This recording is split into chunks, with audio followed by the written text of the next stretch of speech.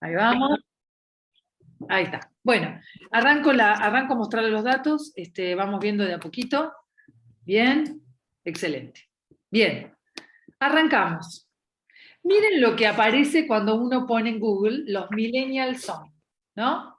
Son la peor generación, son estúpidos, son flojos, son la generación más pobre, son socialistas, son un reto laboral. Esto está hecho en España, ¿no? Son narcisistas, son vagos, ¿no? Son vagos, por ejemplo, yo lo busqué también en Google y aparece Google Argentina y por supuesto aparece.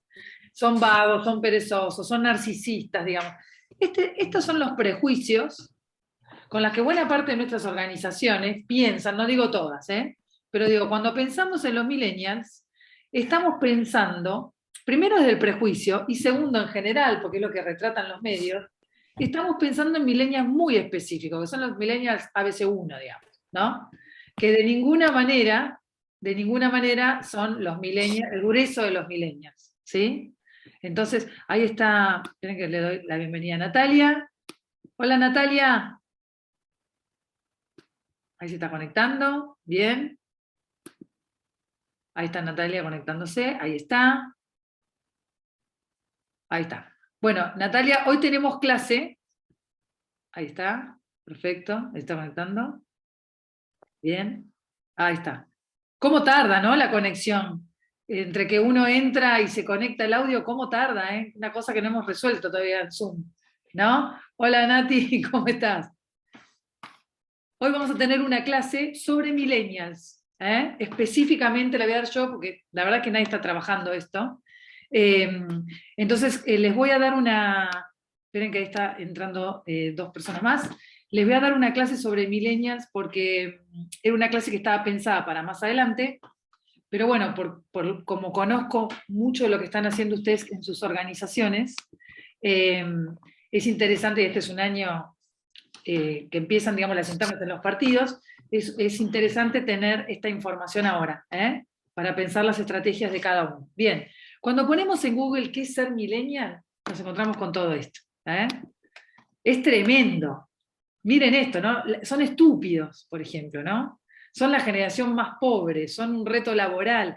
Aparecen muchas cuestiones de estas, ¿no? Son inestables laboralmente.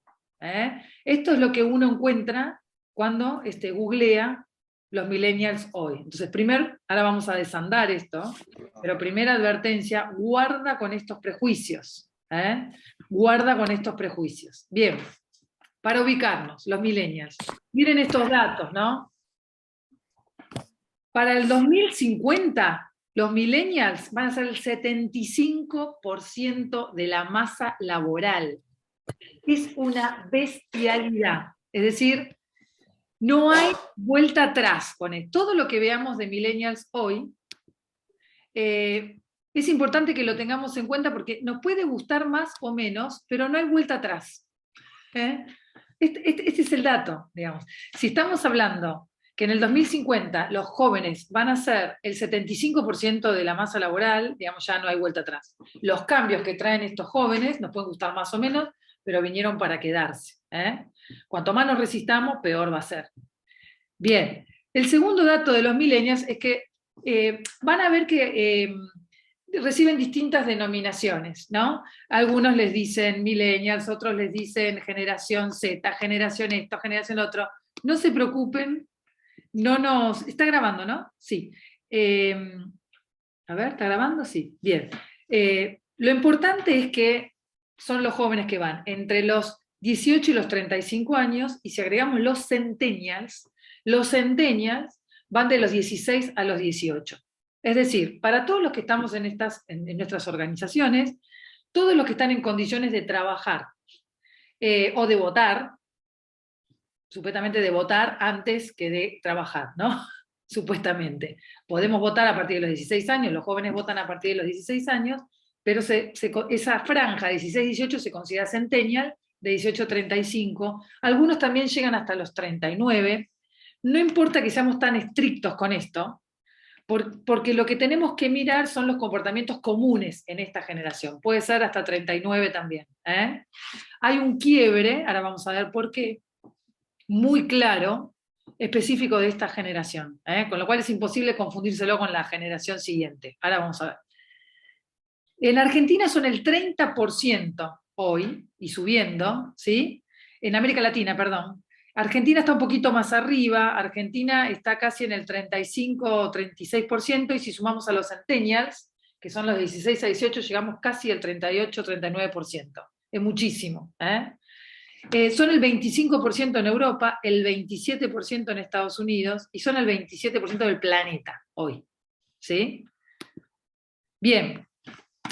Miren estos datos que vamos a empezar a ver. Esperen que voy a poner esto acá, así, ahí está. El 85% de los millennials en Argentina gana menos de 27.000 pesos. Digo para cuando tenemos la imagen del millennial vago, ¿no? Del millennial aburrido, gana menos de 27.000 pesos. El 50% de los millennials está en la informalidad. Esto también es importante. Estoy pensando, por ejemplo, en quienes están hoy acá que son de los gremios, ¿no? 50% está en la informalidad. Las principales preocupaciones de los millennials, yo les voy a dejar información sobre esto, es un informe, una encuesta, hay varias encuestas, del Latinobarómetro hasta, hay un informe específico del Foro Económico Mundial y también del BID. Las principales preocupaciones de los millennials son, primer empleo, o sostenerse en el empleo, primer empleo de los más jóvenes, ¿no? Los millennials más grandes, sostenerse en el empleo, salud, estoy pensando por ejemplo en Valeria o Jorge cuando nos vea, acceso a la tecnología, esta es una preocupación muy importante para los millennials, cambio climático y violencia. Esta es la agenda de temas más importantes para esta generación. Es importante después, para pensar las estrategias de cada uno con su organización, es importante tener en cuenta que estas son las preocupaciones. Bien, 45% de los millennials en Argentina toma decisiones laborales en función de sus creencias personales y de su ética. Este es un dato muy interesante que rompe bastante con la generación que está más arriba. Las decisiones laborales tienen que ver desde el cambio laboral, es decir, hay jóvenes que cambian de trabajo a trabajos donde les pagan menos, por ejemplo, porque son trabajos donde les dan más capacitación. ¿Sí? La capacitación en los puestos de trabajo, digamos, es una de las cosas más valoradas por los millennials, por eso la toma de decisiones en sus puestos de trabajo tiene que ver con su ética y con sus creencias personales. El 50% de los millennials en Argentina afirman sufrir hoy, 50%, estrés y ansiedad. Esto también es importante para pensar políticas de cada una de las organizaciones. Y el 39% cree que la sociedad mejorará con el compromiso individual. Este dato es esperanzador. A diferencia de otras generaciones que creen que vamos a estar peor en los próximos años, casi el 40% de los millennials cree que vamos a estar mejor. Pero atenti con esto, por el compromiso individual, no tanto por las acciones colectivas, sino por lo que cada uno pueda hacer para mejorar el mundo, digamos. ¿Sí? De vuelta, no tanto por las acciones colectivas, después ahora lo vamos a ver un poquito mejor, sino por la acción individual. Esto es lo que para el millennial puede marcar la diferencia en los próximos 4 años. Bien, vamos con esta foto también. ¿Con quién viven los millennials? Miren qué interesante. El 64% de los millennials vive con su familia. Esto tiene que ver, como vimos antes, si más de la mitad gana menos de 27.000 pesos, ¿no? Claramente las posibilidades de irse a vivir solos son muy pocas. 64% vive con su familia, 35% de los millennials convivió ya con una pareja. Este es un dato interesante, cuando se los piensa irresponsables, infantiles, pensemos que ya tuvieron la experiencia de convivir con una pareja, y el 30% ya tuvo hijos. ¿Sí? Esta también es una experiencia que es muy interesante para cuando retratamos a los millennials. El 47% de los millennials ya trabaja. De los que trabajan, este dato es interesantísimo, el 80% lo hace para ayudar económicamente en su casa. Este dato también es interesante porque cuando creemos que los millennials son egoístas, este dato, digamos, es contrafáctico, ¿no? Es decir, acá hay un dato que muestra que el egoísmo de los millennials es un prejuicio. De los que trabajan, el 80% colabora, ayuda económicamente en su casa. ¿Sí? Bien. ¿Qué les gusta a los millennials? ¿Qué sienten los millennials, no? Bueno, deportes y música. ¿Se acuerdan que cuando vimos la clase de Eugenia Michelstein, conversamos con ella que el 80% de la información que absorbemos, todos los ciudadanos, tiene que ver con el entretenimiento, es decir, con deportes, con policiales, con información general, y solo el 20% se lo dedicamos a los asuntos públicos. ¿Se acuerdan que vimos eso? Bueno, los millennials están en esa media, pero dentro del, digamos, del paraguas entretenimiento, lo que más le interesa a los millennials es deportes y música, no tanto espectáculos. Espectáculos nos interesa a todos, de todas las edades, ¿no? Pero como una característica pura de los millennials, deportes y música, ¿sí? Es importante para pensar luego acciones de vuelta que los convoquen, tener en cuenta en esto. Bueno, un poco ya lo hablamos antes, ¿qué les preocupa? La estabilidad laboral. El 93% de los millennials que tienen empleo está preocupado por su estabilidad laboral. El acceso a la cobertura médica, el 92% de los millennials está preocupado, esto es Argentina, está preocupado por tener acceso a la salud. 48% la violencia. La violencia tiene que ver en este caso, la violencia entre pares, que puede ser no solo la inseguridad, sino también la discriminación en los boliches, por ejemplo, o la violencia callejera, y por supuesto también la violencia del Estado, y la pobreza. Estas son las cuestiones que les preocupa. Bien, ¿cómo socializan? Acá también hay un montón de mitos interesantes para nuestras organizaciones. 9 de cada 10 jóvenes valoran los vínculos cara a cara. Esto es importantísimo, porque la visión que solemos tener de los millennials es que con el contacto virtual alcanza. Entonces son muy pocas las acciones que se piensan para estar en el cara a cara con los millennials. 9 de cada 10 valoran los vínculos directos, ¿sí? Y 5 de cada 10 jóvenes desconfían de la seguridad y la privacidad de las redes. ¿Qué me dicen estos datos? Que si yo baso mi acercamiento a los millennials solo por las redes, estoy en problemas. Primero porque me pierdo el territorio, es decir, el contacto directo que ayuda a que el millennial confíe en una organización. Y segundo, porque los millennials desconfían también de las redes. Entonces, cuando uno los trata desde las redes, a veces piensan que es un bot, o sea, un robot, a veces piensan que la información que uno distribuye es información falsa, es decir, no hay que descansar en el contacto por las redes. Bien, les voy a mostrar unos datos de medios, cómo consumen medios y redes. Miren este panorama, por ejemplo, con los centennials, que les dije son los más chiquititos, vamos con los millennials. Es una generación que prefiere cualquier contenido desde el celular.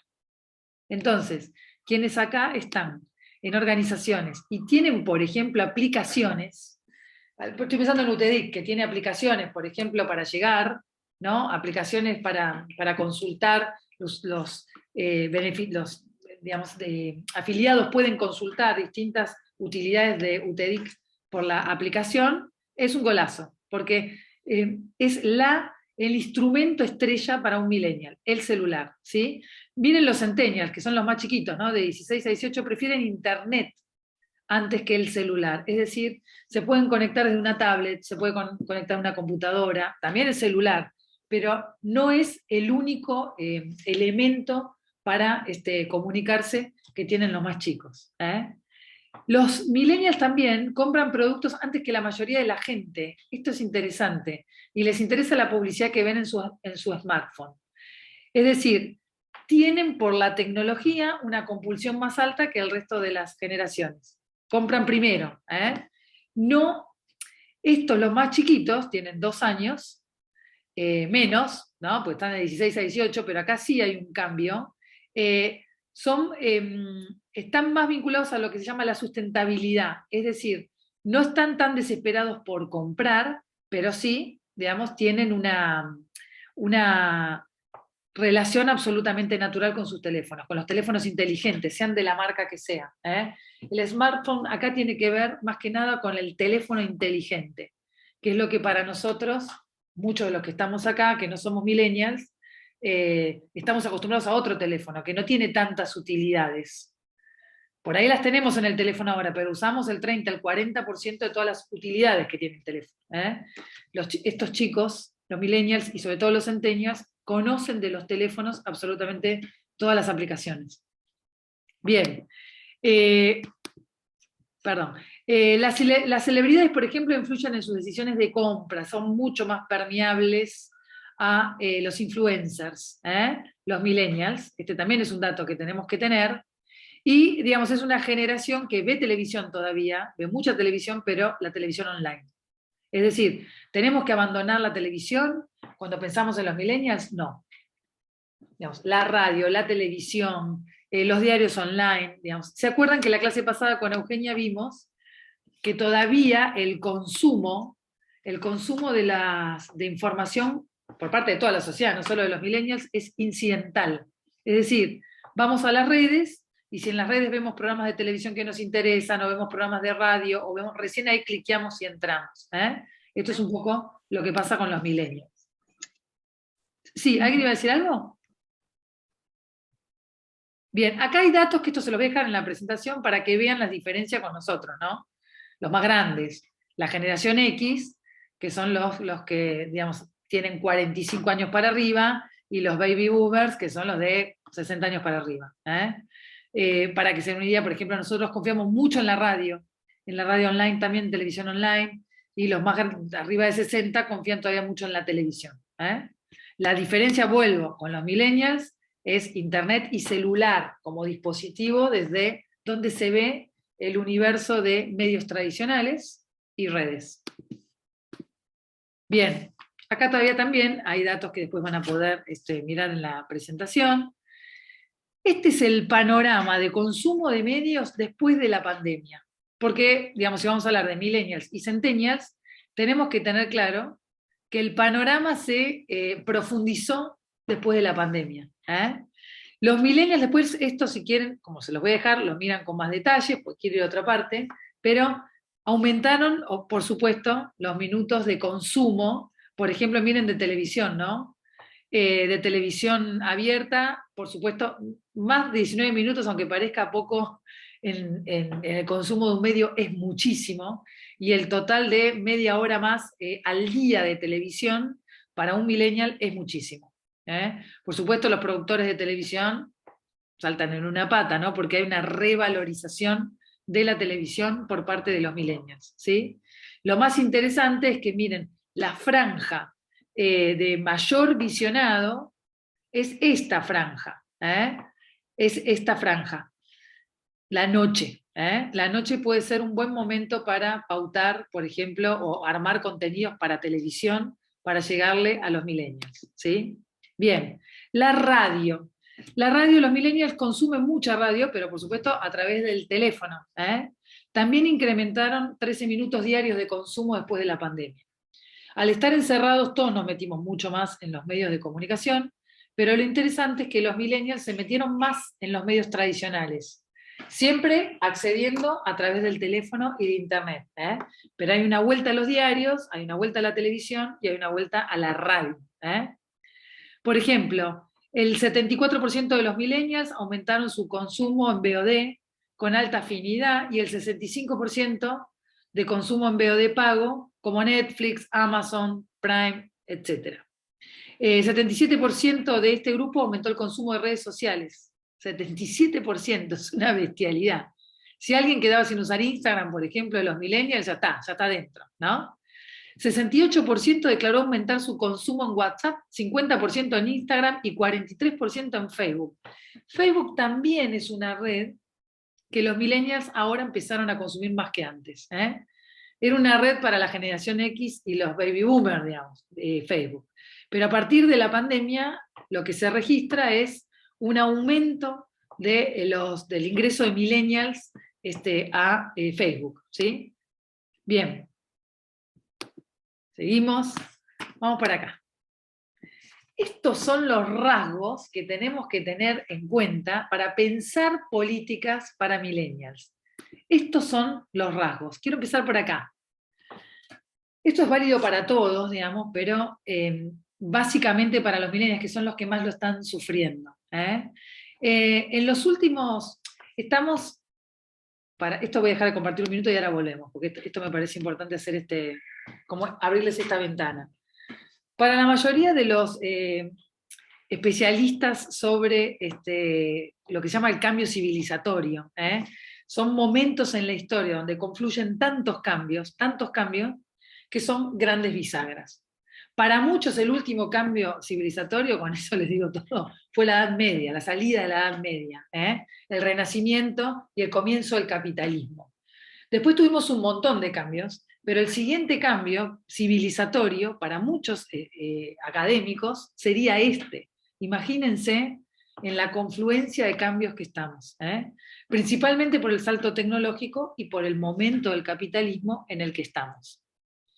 Estos cambios tienen un montón de consecuencias. Una de esas consecuencias es el acceso sideral a la información. Nunca en la historia de la humanidad tuvimos tanto acceso a la información como ahora, nunca jamás.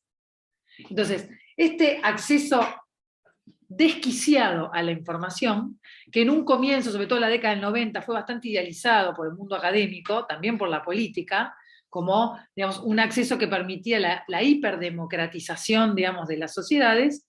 Con el correr de los años y las nuevas investigaciones, lo que mostraron es que hay autores fabulosos como Castells, por ejemplo. Manuel Castells trabaja esto con mucha profundidad. Lo que mostraron fue que el efecto de la hiperinformación fue la intoxicación, ¿no? Tiene otro nombre, pero digamos, por ponerlo en términos que más para nosotros, para poder masticarlo mejor, el efecto de esa hiperacceso a la información es la contaminación, el exceso, la indigestión de información. No nos da la cabeza para procesar, a ninguna generación, no nos da la cabeza para procesar la cantidad de información que vemos por día. Y no solo la cantidad, sino la calidad, que tiene que ver con esto. Por supuesto, hay mucha información falsa y basura, pero la información que consumimos es básicamente audiovisual. Entonces, quiero hacer un parate acá. Y ahora seguimos. De los que están acá, abramos el micrófono hoy, porque por ahí otras clases, nos organizamos mejor con las preguntas, pero las clases conmigo son de laboratorio, es nuestro laboratorio. Abran el micrófono, le pido, por ejemplo, ahí lo veo a Santiago, que también egresó el año pasado. Hola Santi, una alegría que estés acá. Hola, ¿cómo andan? Muchas gracias por invitarme. No, por Es un gusto favor. estar con ustedes. Abramos el micrófono y es importante que empecemos a masticar esto. Los que están acá, ¿cuál es la primera noticia que vieron hoy cuando se levantaron y en dónde? ¿Cuál es la primera noticia? ¿Cuál? El incendio. El incendio, bien, voy a anotar, el incendio. ¿Qué más? ¿En dónde lo viste el incendio? ¿En la tele? Online. Online, bien, perfecto. Sí. Genial. ¿Qué más? El choque de la Avenida Libertador. Claro, el choque. ¿Choque? ¿Dónde lo vieron? En Instagram yo. Yo en América con la G. América con la G. Bien. Bien. Excelente. Martín Fierro, los ganadores del Martín Fierro. Martín Fierro, perfecto. Bien. Martín Fierro, ¿dónde lo viste, Ceci? Redes. Redes. Perfecto. ¿Qué más? Yo voy primero a Google Noticias, apenas me levanto. Google Noticias, perfecto. Y después recorro La Nación, Infobae, Clarín, pero... Excelente, bien. Excelente. ¿Qué más vieron? ¿Qué noticia? Yo, si soy sincera, prendí la tele a la mañana, pero no me acuerdo qué es lo que vi porque no le presto atención, lo dejo prendido de fondo y sigo haciendo mis cosas. Por eso soy la millennial del grupo, Lara. Exactamente eso le pasa a los millennials con la tele. La tienen de compañía, como un mueble, para apoyar una planta, de compañía, salvo que algo sea lo suficientemente interesante como para meterse en la televisión. Pero vos puede estar intratables, por ejemplo, en la televisión, que hasta que no lo ves en el celular, digamos, no lo limpias. ¿Pero qué noticia viste, Lara? ¿Hay alguna? La primera que recuerdes del día. No, probablemente algo sobre la ruta, lo de todos los días, digamos, Bien. que lo de los ¿Y en dónde? trenes, en TN. En TN. Bien, perfecto. Bien. ¿Qué más? ¿Qué más?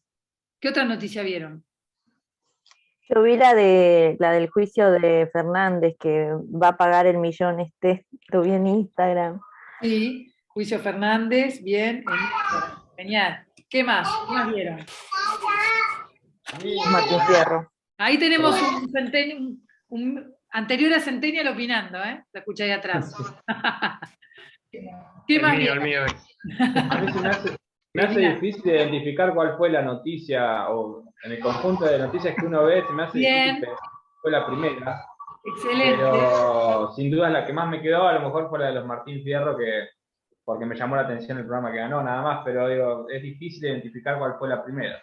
Ahí hay otro gran tema, Alexis, es genial que lo traes, porque uno de los efectos de la hiperinformación es eso, que no podemos, por el agotamiento, no podemos distinguir cuál fue la primera noticia que vimos. Es verdad. Acá, por ejemplo, Daniel dice, bueno, en un medio digital de San Luis leí sobre el reempadronamiento de trabajadores de un plan social. Bien, igual Daniel, vos sos público, en ese sentido, sos público especializado porque sos periodista, digamos, ¿no? Por eso es interesante. Los periodistas ven la agenda ya pública, ¿eh? El reempadronamiento de trabajadores de un plan social es parte de la agenda de la política, de la agenda pública, y es lógico que vos la vieras. Perfecto, ahí Rosario también vio lo del reempadronamiento porque estoy en un plan social, perfecto. Es lógico porque te interesa directamente.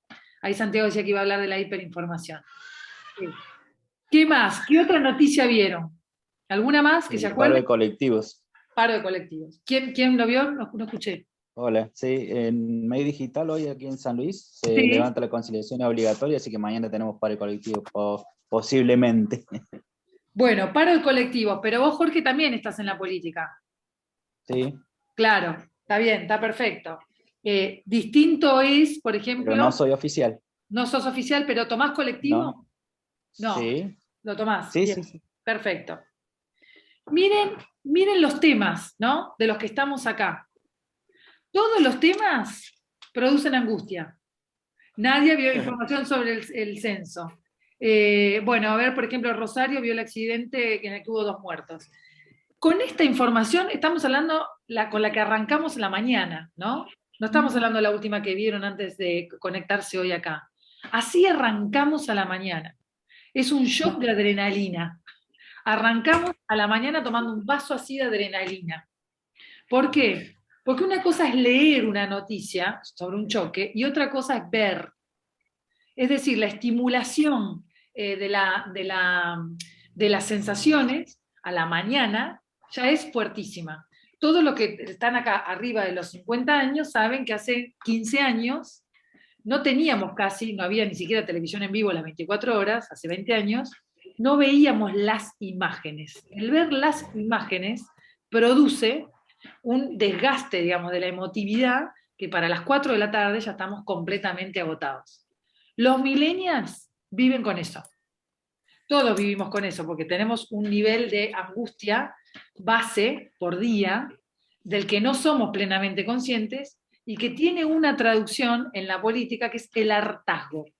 No solo estamos hartos de la política, por la desconfianza que le tenemos a los políticos y a todos los dirigentes en general, sino que además hay un plus de hartazgo del que no somos conscientes, y tampoco somos conscientes en las organizaciones, que tiene que ver con el hartazgo de exponernos a una información que nos excita desde las 7 de la mañana.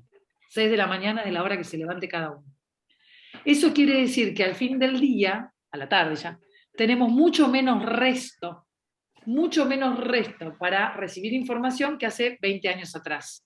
A las 4 de la tarde, quien tiene arriba de 50 hoy, a las 4 de la tarde hace unos años podíamos recibir cualquier información porque no estábamos tan intoxicados como ahora. Ahora a las 4 de la tarde ya no podemos más. Imagínense que además a la noche, los noticieros de la noche, porque tienen que levantar el rating, repiten las mismas imágenes que vimos durante la mañana, por si alguien no las vio. Y el tipo de imagen, digamos, se fue relajando con el correr de los años, con lo cual Las imágenes, miren todo lo que nombraron ustedes, no tiene más que ver con policiales y espectáculos. Que serían las imágenes que quisiéramos ver a la noche, qué se puso cada una, o quién ganó el Martín Fierro, o qué dijo Mirta, que es porque somos frívolos. No, es porque necesitamos descansar de la cantidad de información que vimos durante el día. Ese es el primer efecto en relación a la sobreinformación. Y el segundo efecto tiene que ver con la globalización, es decir, nosotros a la mañana ya sabemos qué pasó, por ejemplo, en Ucrania, cuántos muertos hay. Eso también tiene un efecto absolutamente diferente al que tenía la exposición a los medios de comunicación hace 20 años, no hace 100, hace 20. Tenemos un nivel de acceso a la información que nos permite hoy saber lo que está pasando a esta misma hora en el otro lado del planeta. ¿Por qué les marco esto? Porque la generación que nosotros conocemos como millennials nació con eso. Tiene acceso a eso, por supuesto los centennials también, tiene acceso a esa realidad de manera mucho más natural que nosotros. Entonces, lo que nosotros no podemos naturalizar, esa generación lo naturaliza y tiene un nivel de estrés mucho más alto que el nuestro. Porque está permanentemente expuesta a esto que yo les acabo de contar y en varios dispositivos a la vez. Puedo tener, Lara contaba, por ejemplo, puede tener el teléfono y puede tener la televisión prendida, y además tiene la computadora con la que está estudiando. Es decir, por lo menos tiene 3 dispositivos, un millennial. ¿Sí? Ahora bien, toda esta cantidad enorme de información que tenemos de hace 20 años, esto también es otro efecto de la sobreinformación, produjo una pérdida de credibilidad en casi todo lo que conocíamos. Es decir, hasta la pandemia desconfiábamos de la mayoría de los científicos, desconfiábamos de la ciencia, desconfiábamos de la política, desconfiábamos de las religiones y desconfiábamos del capitalismo en general. Casi todo el sistema de creencias de Occidente estaba en crisis antes de la pandemia. La pandemia produjo una subida de la credibilidad, ahora vamos a ver, de vuelta en las religiones, en la ciencia, pero hasta la pandemia estábamos en una enorme crisis de confianza de todo el sistema de ideas conocido. Eso provoca, vuelvo a la pantalla, porque este es nuestro telón de fondo, eso provoca una enorme incertidumbre y angustia. Para algunos autores estamos en este cambio civilizatorio tiene que ver básicamente con esto. Estamos en la era de la incertidumbre. Castells, les nombré a Castells, investiga parte de esto, con este fenómeno, que es el de la sociedad de la información. Después yo les voy a poner algunas charlas, algunos videos de Castells, porque Castells es un sociólogo español contemporáneo, y hay mucho material de él para ver en YouTube. Yo voy a poner una selección, un par para que vean acá. Él trabaja el tema de la sociedad red y el de la sociedad de la información. Y tiene que ver con estos fenómenos que estamos hablando. ¿Qué nos provoca tener tanto acceso a la información? El otro efecto de esto es la crisis de los liderazgos verticalistas.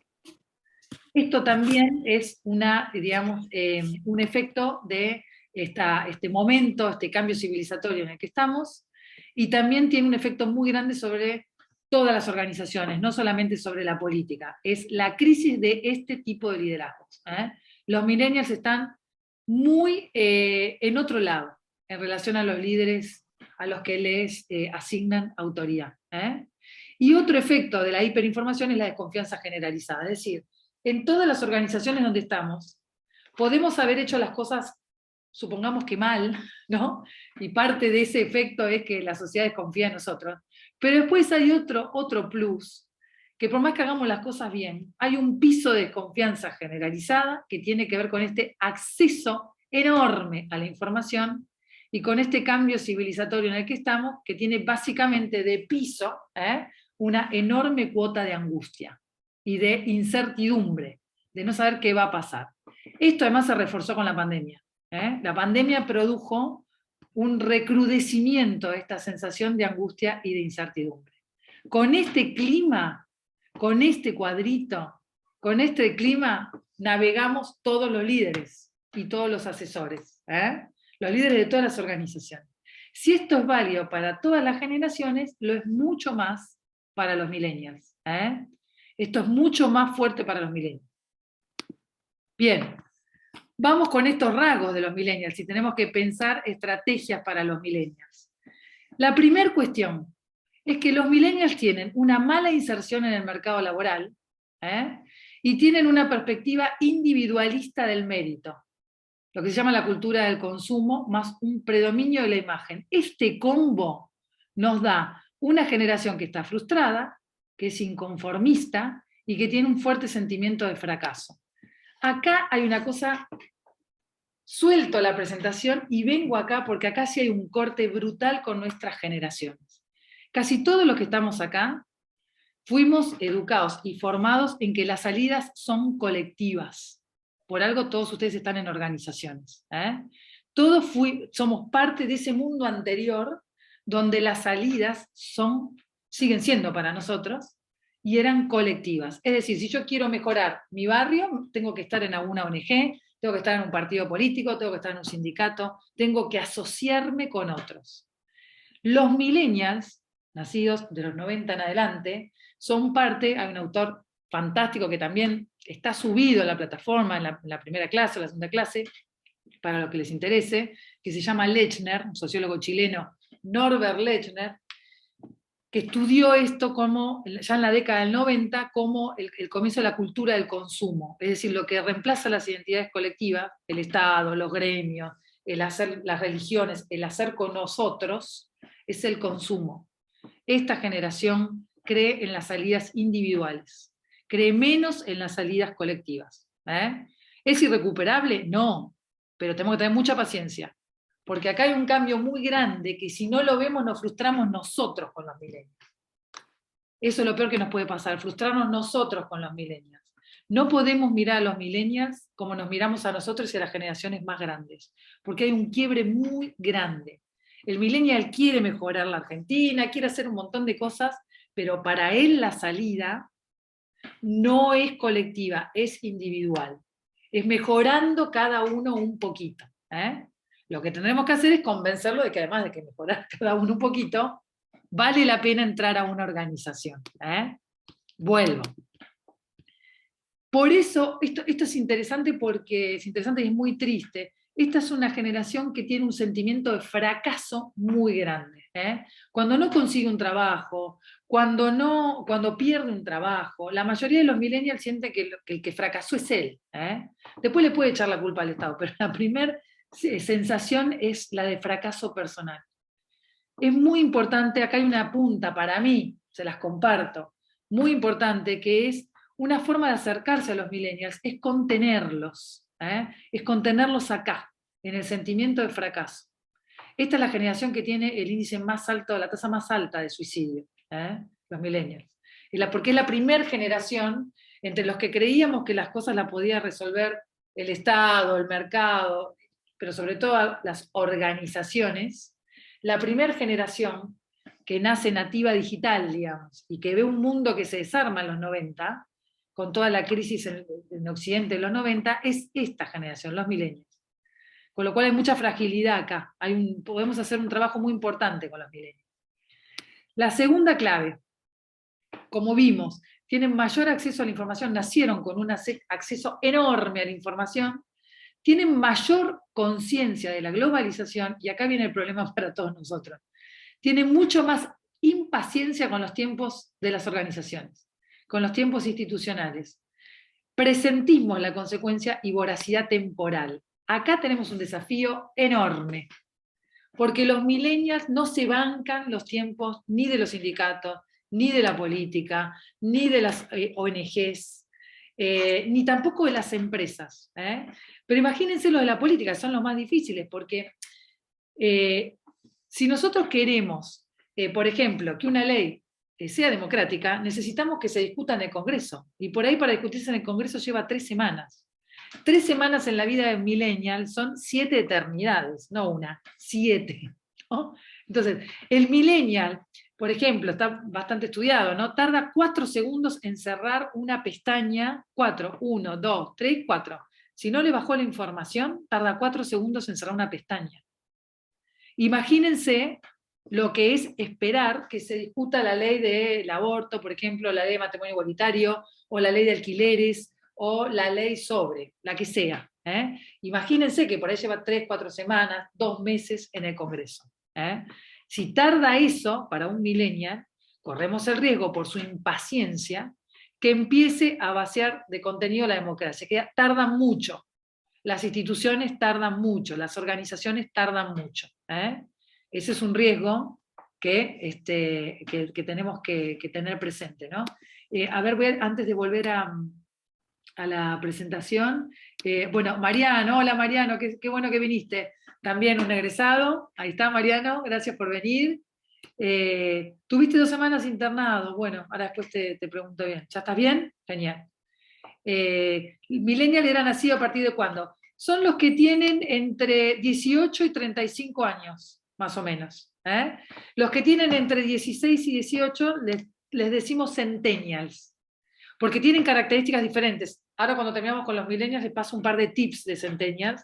En algunas cosas son diferentes, pero diferentes como si fueran otra generación completamente distinta. Son muy diferentes a los millennials. Ahora después les paso. Bien, ahí Lara te decía entre el 81 y el 97. Bien, entraste raspando, si es 81, pero me siento identificado. No, vos sos más generación X por tu comportamiento, por el comportamiento. Tiene que ver más que nada con el comportamiento. Bien, vuelvo. Entonces, vuelvo a este segundo tip, ¿no? Nosotros tenemos que tener muy focalizado esto. Los millennials, el presentismo es esta cosa de que la satisfacción, vuelvo, el presentismo tiene que ver con esto de que la satisfacción tiene que ser ya. El millennial vive en el presente absoluto. En parte porque si uno a un millennial le pregunta cuál es su expectativa, un millennial tiene asumido que muy difícilmente se puede comprar una casa, por ejemplo, ¿no? Digo, las metas capitalistas que teníamos hace 20 años. Terminar la carrera, por ejemplo, ¿no? Hacer el doctorado, tener mi auto, tener mi casa, irme de vacaciones, todas esas satisfacciones que requerían mucho tiempo, el momento de la globalización en el que estamos las destrozó, las hizo mucho más difíciles. Y esa generación creció viendo a sus padres frustrarse con esas metas.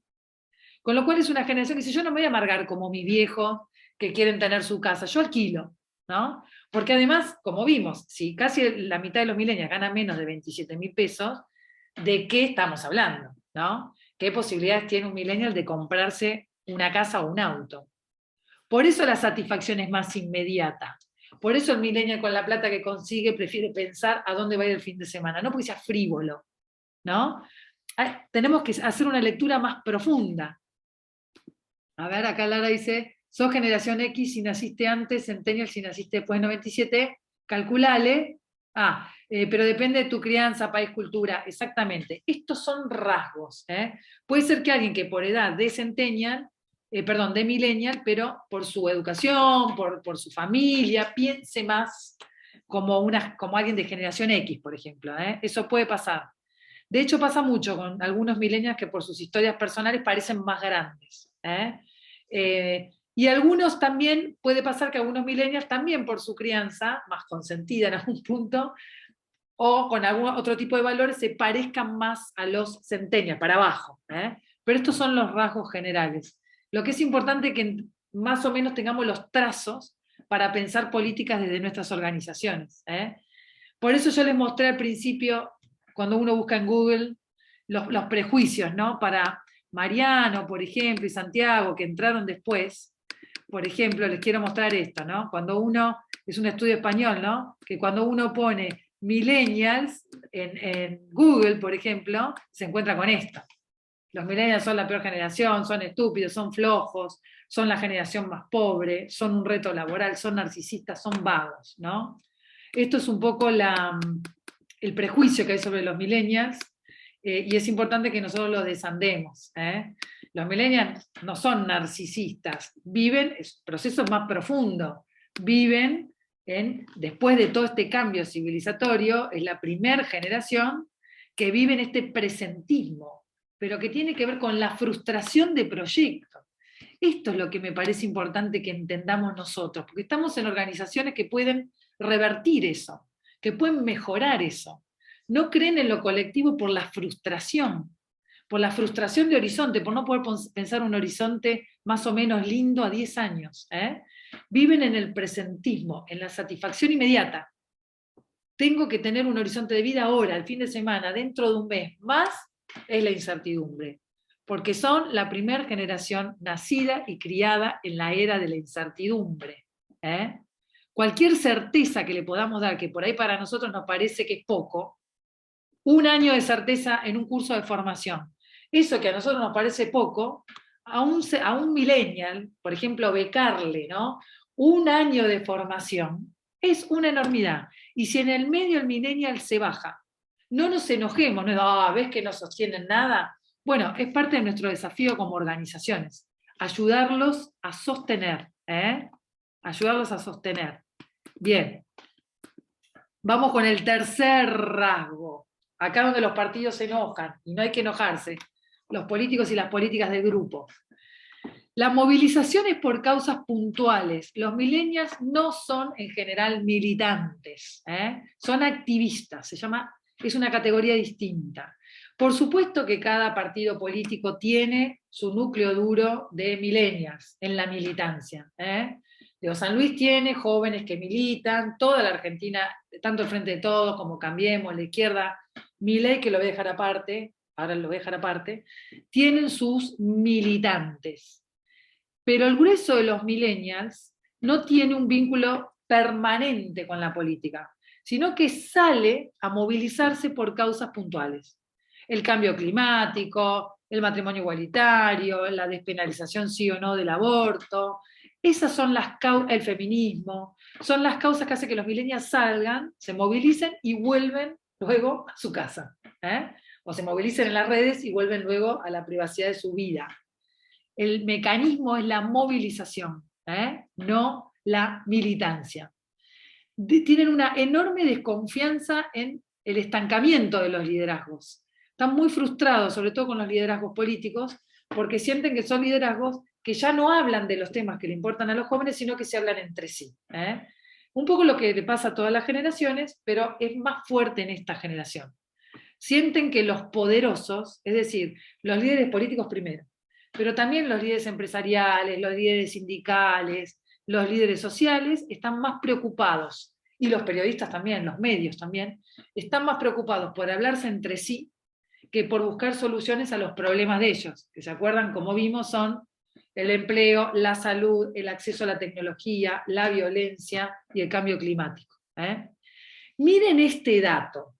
¿Se acuerdan que en la clase de Bonifacio parecía de ciencia ficción, pero él contó que en Japón hubo un candidato que era un robot? ¿Se acuerdan?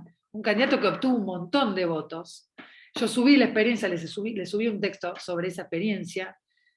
El Foro Económico Mundial, Davos, hizo un estudio bastante escalofriante, yo se los voy a subir a la plataforma. Los jóvenes entre 20 y 30 confían más en los algoritmos que en las personas. Es decir, si hubiera un modo de armar un gobernantes, digamos, ¿no?, que fueran robots, hay cierta esperanza de que se corromperían menos, o sea, no es tan desquiciado el caso japonés, se corromperían menos que los políticos de carne y hueso. Esto que parece ciencia ficción es de verdad para que nos lo tomemos en serio. De verdad para que, si hay una generación que empieza a pensar que los robots pueden reemplazar a los políticos, a los sindicalistas, hay que empezar a mirarlo. Esto es para que no dejemos de tenerle paciencia a los millennials. Hay que incorporarlos, hay que buscarle la vuelta para incorporarlos a las organizaciones. No les podemos soltar la mano, porque están entrando a un mundo, y la generación que sigue, los centennials más todavía, que tiene que ver con el metaverso, por ejemplo, están entrando a un mundo donde un robot que no se corrompe y se concentra en la agenda de los millennials puede ser una opción. Después vemos si puede ser real, pero en la cabeza de ellos puede ser una opción. El otro rasgo importante, por eso vuelvo al tema de cómo podemos intervenir, es la impaciencia. Acuérdense, esto que hablábamos, viven en el presentismo, la satisfacción tiene que ser inmediata para los millennials, porque el acceso a la información es inmediato. Yo puse este ejemplo, acá es un ejemplo muy interesante, en Taiwán, un partido exclusivo de millennials, el Sunflower, que lograron, digamos, desbancar a las dos opciones mayoritarias, y cuando llegaron al Congreso con un aluvión de votos de jóvenes, un partido solo de millennials, se bajaron. Había una constitución constituyente y se bajaron porque les pareció que era demasiado trabajoso el sistema político y estaban solos. Por eso hay otras dos opciones más. Una es el caso de Chile, el presidente chileno, que entró en el marco de un partido donde hay gente de todas las edades. Hay que ver, es probable que lo ayuden a sostenerse más. Y hay otro caso que a mí me causa bastante alarma, que es el de Bukele en El Salvador, que es un joven, digamos, que millennial, el primer presidente millennial, que entró, digamos, tuiteando también que El Salvador tiene un sistema de partidos muy poco complejo, no tiene nada que ver con nosotros, por ejemplo. Ahí está parte de la explicación. Pero es un joven que entró de la mano de las redes, llegó al poder de la mano de las redes, le acotó bastante el espacio a los partidos políticos, no quiso gobernar con los partidos políticos, pero como para gobernar necesitamos pararnos en alguna institución, en alguna organización, no se puede gobernar solo con las redes. ¿En quién se apoyó? En el narcotráfico. Parte del problema de la presidencia es que está apoyado entre las fuerzas de seguridad y el narcotráfico. Es decir, un millennial cuando llega al poder y desconoce los partidos, en alguien se tiene que apoyar. Y no hay muchas opciones. No hemos inventado muchas opciones. O es el narcotráfico, o son las fuerzas de seguridad, o son los partidos políticos, o son los factores de poder. No hay muchas más opciones. Es decir, esta idealización de que el millennial llega solo y es la solución a todo, bueno, claramente no. Por eso es importante que tomemos nota que si bien hay experiencias de partidos de millennials o de millennials solos, o tenemos la salida a Bukele, que no es muy esperanzadora, puede terminar muy mal, o tenemos el ejemplo de Taiwán, de estos movimientos donde los jóvenes se desencantan rápido, nadie de otra generación los ayuda a sostener, entonces se cansan y se van. O tenemos la experiencia chilena, que hay que ver cómo evoluciona, donde acá tenemos un joven amparado por un partido político, por una coalición, donde hay gente de todas las edades. Entonces, hay que ver cómo funciona eso. Pero tanto para los que están acá, que vienen de sindicatos, como vienen de la política o de las organizaciones, recordemos este concepto, activismo, que no es lo mismo que militancia. Es decir, si los convocamos para que sostengan todo el tiempo la participación, es mucho más difícil. Tenemos que implementar estrategias para eso, para que sostengan su participación adentro de nuestras organizaciones. ¿Sí? Vamos con los trazos, miren. Acá hay algo que a mí me gusta mucho, para que lo bajemos, porque acá sí podemos empezar a pensar cosas concretas. Esta encuesta del mes pasado, todos los argentinos, pero es más fuerte, después el que quiere de paso cómo son estos datos entre los millennials, son más fuertes todavía, ¿no? Miren la imagen de las principales organizaciones y actores. Esta es una encuesta de la Universidad de San Andrés, está la encuesta completa, pasa lo mismo con el barómetro de Edelman, que el que quiere, ya está subido, pero el que quiere se lo mando también. ¿En quién confían hoy los jóvenes? Todos los argentinos, pero sobre todo los jóvenes.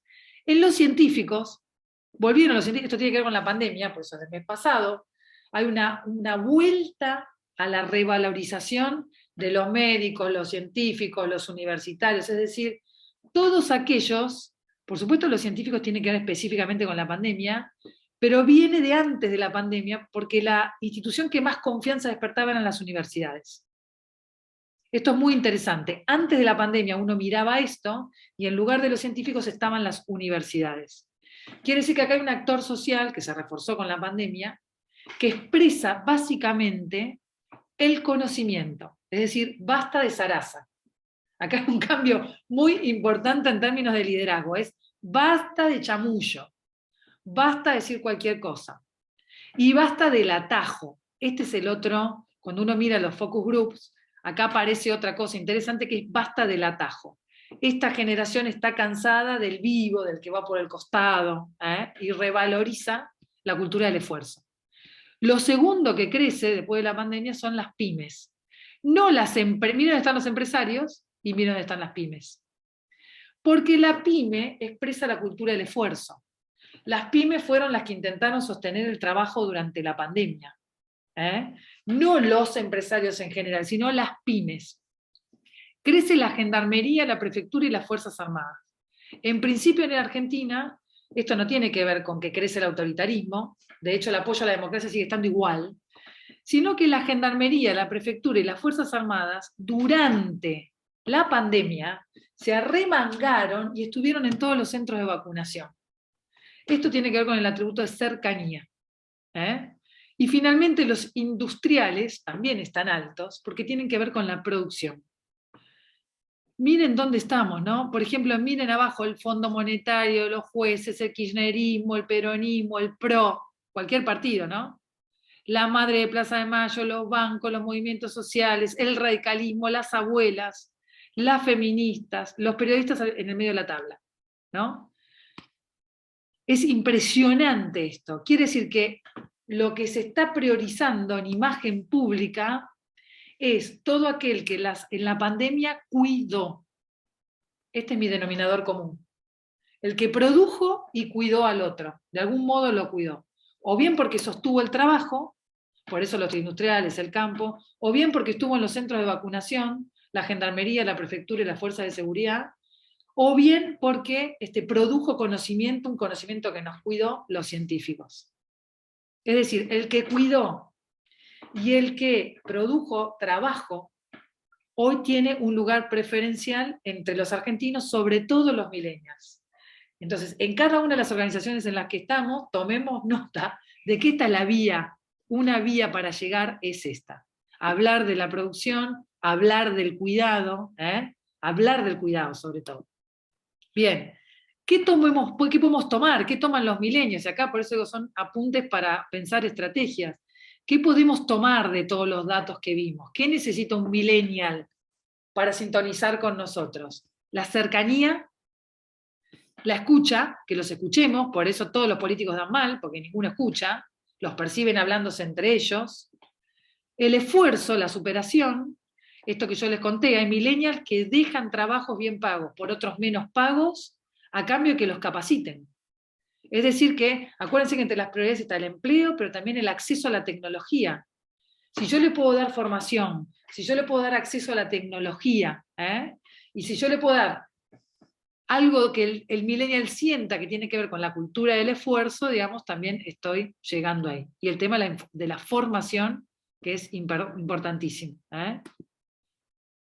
Esto, si lidero, estos son los valores que sintonizan con los millennials. Escuchar, colaborar, es decir, mostrar equipo. Mirar al otro. Una forma de llegar al millennial no es darle la política pública ya hecha, sino primero sentarse y decirle, vos qué necesitás, ¿no? Parece básico, pero no lo es. El millennial necesita mucho más que otra generación, que las organizaciones le pregunten qué necesita. Le pregunten cómo la ve, no se la den ya hecha llave en mano. El tema de responsabilizarse, esto es importantísimo. Responsabilizarse es, si uno se equivocó, decirlo, me equivoqué, lo voy a estudiar mejor. O lo voy a reparar. Esto es otra cosa que distingue a los líderes que valoran los millennials de los líderes verticalistas, que nunca reconocen cuando se equivocan. Este es otro cambio importantísimo. Innovar. El innovar tiene que ver con incorporar tecnología, pero también tiene que ver con buscar soluciones nuevas a los mismos problemas de siempre. Es decir, si siempre fuimos por este camino para resolver la pobreza, y ahora un líder que sintoniza con los millennials quiere probar un camino nuevo, los millennials están mucho más dispuestos a arriesgarse por un líder nuevo que la gente de otras generaciones. Innovar tiene que ver con pensar soluciones diferentes, ir por caminos diferentes. Este es un dato importantísimo, porque esto es parte de, cuando uno subestima el fenómeno Milei, yo digo, bueno, a ver, si los millennials y centennials ya son el 40% del electorado, y si valoran el innovar, el mirar al otro, el escuchar, guarda, ¿no? Guarda. Puede haber un aluvión de votos ahí. La apertura, esto es importantísimo. La empatía, la capacidad, esto tiene que ver con el tema de formarse, líderes formados. Basta de líderes que chamullan. La honestidad lo vimos el otro día con Fara, apareció mucho en estas últimas clases. no tiene que ver solamente con no robar la honestidad, tiene que ver con no dejar de mirar a los ciudadanos. Cuando los políticos empiezan a hablar entre sí, o los dirigentes, ¿no? Aplicable a dirigentes sindicales, a dirigentes sociales, cuando hablan entre sí, es decir, en vez de hablar de los temas que le importan a la gente, empiezan a hablar de la reforma de la justicia, empiezan a hablar de esos temas que no tienen que ver con la gente, eso es una forma de corromperse. Cuando los políticos tienen privilegios que el ciudadano no tiene, por ejemplo, irse de vacaciones al exterior, hacer un cumpleaños en el medio de un encierro de la pandemia, etcétera, tener acceso a cosas que los ciudadanos no tienen, esto tiene que ver con la corrupción, es decir, con la falta de honestidad. Bien, y acá con esto terminamos. Lo voy a poner así, así lo pueden ver mejor. Elementos para hacer una estrategia. Acuérdense que hablamos del activismo, no es militancia. No es militancia. Entonces, frente a eso, ¿qué podemos hacer? Convocatorias puntuales. Empecemos a pensar convocatorias puntuales a los millennials sobre ampliación de derechos, eso siempre les interesa, y sus temas de agenda. Empecemos por hacer convocatorias puntuales, para una campaña de concientización de algo. Después vemos cómo hacemos para sostenerle la participación. Pero arranquemos con convocatorias puntuales. En el tema de los contenidos, acuérdense que los contenidos está primero entretenimiento, deportes, música, y en tercer lugar aparecen los temas públicos. Entonces, una forma de involucrarlos en los contenidos es tomar sus temas, sin sobreactuar, y sus formatos, ¿no? Por ejemplo, sus propias redes sociales, Instagram, por ejemplo, sin sobreactuar. Pongo el ejemplo de TikTok porque acá naufragan casi todos los dirigentes. Dicen, bueno, hacete un TikTok que le llegás a los jóvenes, y los jóvenes son lapidarios con quienes usan sus redes de manera oportunista. Y si hay una red donde un político, un dirigente puede hacer el ridículo, es esta. Así que ojo con esto. Y el otro tema que tenemos para pensar cualquier estrategia es el tema de la velocidad. Acuérdense lo que hablamos de la lentitud de los procesos institucionales. Para los millennials, las instituciones son lentas. Bueno, ¿qué podemos hacer acá? Pedagogía organizacional, es decir, tener paciencia y empezar a formar a los nuevos líderes, cada uno de sus organizaciones, ayudándolos a comprender los tiempos institucionales. Esto es algo en lo que no tenemos que claudicar. ¿Por qué? Porque los tiempos de las instituciones no los vamos a poder acelerar. Entonces, o hacemos pedagogía con los millennials o perdemos a los millennials. Acá tenemos un desafío enorme. Yo creo que hay una punta acá que está muy abandonada. Yo veo que la política ha abandonado esta punta, la ha abandonado. No hay nadie en los partidos haciendo pedagogía con los jóvenes, explicándole que es saludable para la democracia, aunque sea lento, que tardemos 2 semanas en debatir una ley. Es saludable para la democracia que no se adjudique todo de manera directa, que haya licitaciones. Y las licitaciones llevan, si queremos transparencia en la gestión, no puede ser toda adjudicación directa. Tiene que haber licitaciones. Y para que haya licitaciones, una obra, en vez de hacerla ahora, y me vas a tener que esperar hasta dentro de 4 o 5 meses. Ese costo no lo quiere pagar nadie en la política. ¿Por qué? Es decirle a un millennial, como cuando le decís a un chico, ahora no podés comer el chocolate porque vamos a cenar. ¿No? Ese costo no lo quiere pagar nadie en la política, pero tenemos que empezar a pagarlo. Si en las organizaciones no pagamos ese costo de hacer pedagogía organizacional, los millennials van a abandonar las organizaciones. Y no podemos gobernar sin millennials. Primero porque en 20 años van a ser el 75% de la fuerza laboral. Y porque ya son el 40% del padrón. Es decir, no hay forma que gobernemos sin millennials. Ya no hay forma. Entonces, si no los entendemos y no pensamos estrategias para trabajar con ellos, para incluirlos, para formarlos, para que sean los nuevos líderes, para que lideren con nosotros, si no pensamos estas estrategias, los vamos a perder. Y atrás de los millennials vamos a perder a los centennials, porque los centennials son más estrictos con esto que les acabo de contar. Si el millennial es más o menos intolerante con la velocidad, el centennial es mucho más, ¿no? El centennial es mucho más estricto con los valores. Esto es una buena noticia, Andrea, la miro a Andrea, miro, por ejemplo, a las organizaciones sociales. Son muy estrictos con los valores. Los centennials hicieron caer las acciones de Twitter, por ejemplo, porque consideran que es una red que hace bullying.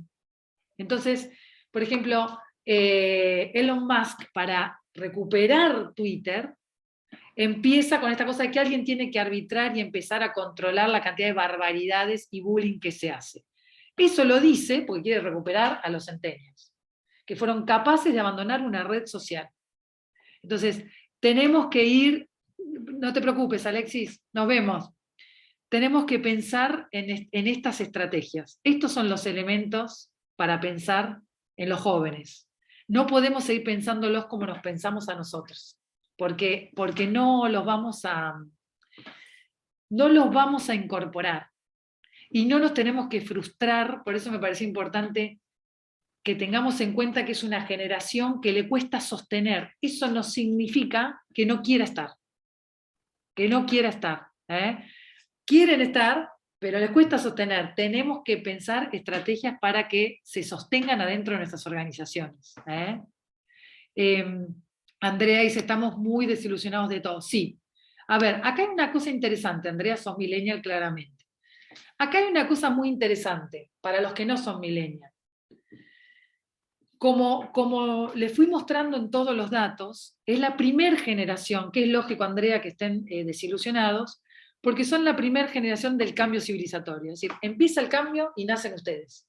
Entonces, ustedes crecen ya del jardín de infantes, viendo que se van cayendo todas las certezas que teníamos. El estado de bienestar, ¡pum!, se desploma en los 90, ¿no? La ciencia que lo sabe todo, ¡pum!, se desploma en los 90, con el acceso irrestricto a la información, irrestricto, y yo, que no sé nada de medicina, googleando cuando salgo del médico, o no lo hacemos todo. Salimos del médico y me dice, tenés cola de labio Valeria, tengo colesterol alto, tenés que largar los dulces y hacer dieta. ¿Qué hacemos? Voy a Google. Y entonces me quedo con un artículo que por ahí tiene, el estudio de campo son 5 casos, de uno que bajó el colesterol y siguió comiendo chocolate, por ejemplo. ¿Y qué hago? Me quedo con eso. No, el médico al que fui no sabe nada. Es decir, ese acceso irrestricto a la información, sin filtro, también provocó una crisis de confianza en la ciencia, que por suerte ahora levantó, ¿no?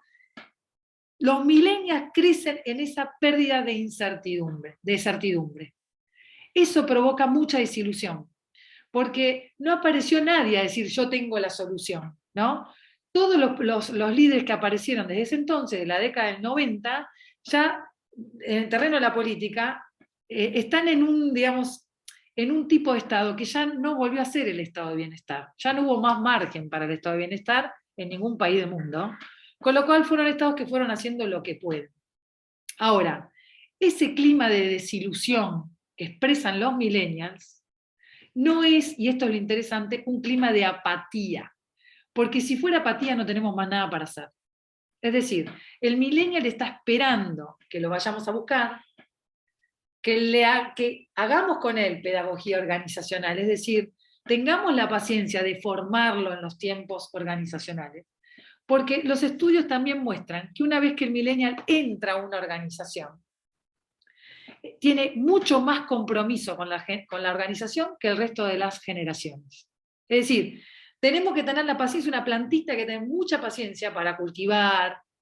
Me vas a acordar del Principito con la rosa, ¿no? Se me vino esta cosa de, hay que ponerle, ¿no?, como el frasco de vidrio arriba, hay que cuidarla, hay que tenerle mucha paciencia, porque una vez que el millennial entra a una organización y aprende a sostenerse, defiende la organización y participa y se compromete con la organización mucho más que otras generaciones.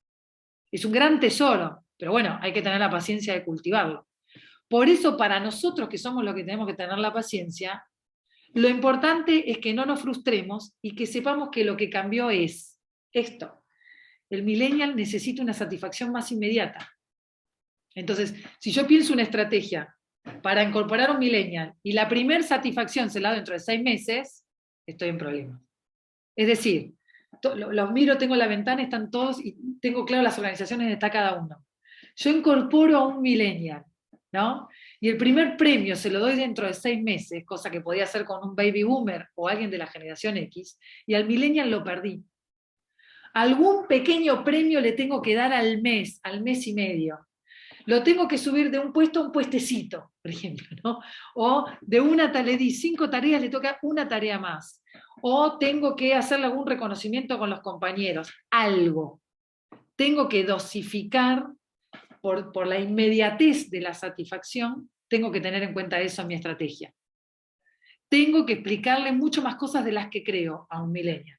Es decir, un millennial no tiene por qué saber que si yo no hago reuniones de equipo se tienen que reunir igual solos. No, le tengo que explicar que es importante para mí, qué espero de un millennial. El millennial no, nosotros nos rebuscábamos más, llegabas a una organización y nadie te decía lo que tenías que hacer, y te rebuscaba, hablaba con uno, hablabas con otro. No, el millennial en ese punto necesita mucho más guía, necesita que nos sentemos y seamos claros con lo que esperamos de él o de ella. Es una cosa de mucha más, tenemos que ser mucho más pedagógicos con un millennial adentro de una organización. Por eso, sintonicemos con esto. Están criados en la inmediatez. Las satisfacciones son siempre inmediatas. Y eso es algo con lo que tenemos que, no luchar, pero tenemos que saber que está.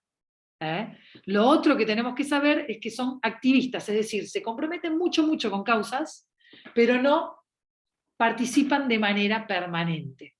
Entonces, para tenerlos de manera permanente en nuestras organizaciones, tenemos que pensar estrategias nuevas. Una vez que lo logremos, no se van más, son los últimos que cierran el último que apaga la luz, ¿no? Pero primero tenemos que trabajar nosotros en cómo pensamos a los millennials. Por eso yo quería, antes de seguir avanzando con otros temas, pasar por esta clase, darles este contenido, porque nadie mira los datos sobre los millennials. Habla muchísimo de millennials. Se arman estrategias de comunicación en las campañas sobre los millennials, y la mirada sobre los millennials es muy parcializada. Es decir, los millennials usan redes. Entonces vamos y les hacemos comunicación de redes, pero nadie tiene la visión, las piezas del rompecabezas. Eso es lo que quería darles, las piezas del rompecabezas, para que nos llevemos una mirada más integral del millennial. No importa después si le comunicamos por redes o por TikTok, primero tengamos claro qué le queremos decir. Ahí está el tema, ¿qué le queremos decir? Santiago decía, bueno, están muy desilusionados. Santiago decía una crisis del conocimiento, sin duda, sí, del conocimiento y de valores. Es impresionante la crisis de esto de los liderazgos horizontales, digamos, lo defienden mucho más los millennials que las otras generaciones. Nosotros todavía con los liderazgos verticalistas nos la bancamos más. Los millennials, ¿qué dicen los más grandes? ¿No ves que no respetan ninguna autoridad? No. Hay un cambio en el concepto de autoridad. No es que no respetan ninguna autoridad. Un líder vertical, si construye bien su autoridad, puede ser muy respetado por un millennial. Pero para el millennial el liderazgo más natural es el más horizontal. Es alguien que trabaja en equipo. Si ustedes en sus organizaciones trabajan con millennials y los millennials no están reconociendo su autoridad, probablemente uno pueda probar en trabajar más en equipo, en ser más horizontal, en transformarse en un líder más horizontal, que seguramente va a sintonizar mejor con la cultura del millennial. No es que no acepta la autoridad. Hubo un desplazamiento en la forma en la que ven la autoridad los millennials. La ven mucho más mucho más horizontal. Mariano dice, bueno, me diste muchos tips para hablar en campana, genial. Milei. ¿Por qué Milei es un fenómeno entre los millennials?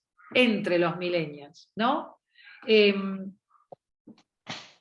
Milei expresa hoy la bronca contra el sistema político. Eso lo están viendo todas las encuestas, cuando analizan el fenómeno Milei, lo que están mirando es que el discurso de Milei contra la casta sintoniza no solo con los millennials, ¿no? Con toda la gente que está hinchada en este momento de los políticos en general. ¿De qué de los políticos? Otra vez, lo que sale primero en las encuestas es, lo que más le preocupa a la gente es la inflación, hoy, encuesta de hoy, todas las encuestas son inflación y corrupción, de vuelta. Grabémonoslo, porque acá los que están en organizaciones, esto es oro en polvo. Cuando la ciudadanía dice corrupción hoy en día, no está diciendo solamente el robo de plata, el político robando plata. Hoy corrupción es que la política tenga privilegios que yo no tengo. Por ejemplo, irse de vacaciones al exterior. O sea, hoy para un ciudadano, que un dirigente se vaya de vacaciones al exterior, aunque se lo merezca, aunque tenga todo el derecho de hacerlo, no estamos discutiendo eso. Porque si uno se rompió laburando todo el año y tiene la plata, se puede ir de vacaciones al exterior, da bronca, por supuesto, ¿por qué no lo va a poder hacer? Pero bueno, sepa el que hace eso, que en este momento el ciudadano ve en el dirigente que tiene un privilegio que uno no tiene, una fuente de corrupción. El concepto de corrupción es un concepto ampliado hoy. Cuando Milei habla en contra de la casta, lo que está diciendo es, los políticos hablan entre sí y no miran más a los ciudadanos, ¿no? Eso es lo que sintoniza, lo vienen sintiendo los millennials hace por lo menos 5, 6, 7 años. Y eso se recrudeció en la pandemia. Entonces, los millennials ven en Milei alguien que sí los está mirando, porque los millennials necesitan que los miren, que sí los está mirando, que sí está hablando de alguno de los temas de los millennials, no todos. De hecho, es muy controversial en temas que son importantes para los millennials, como el cambio climático, él dice que es una fantasía, y como el feminismo.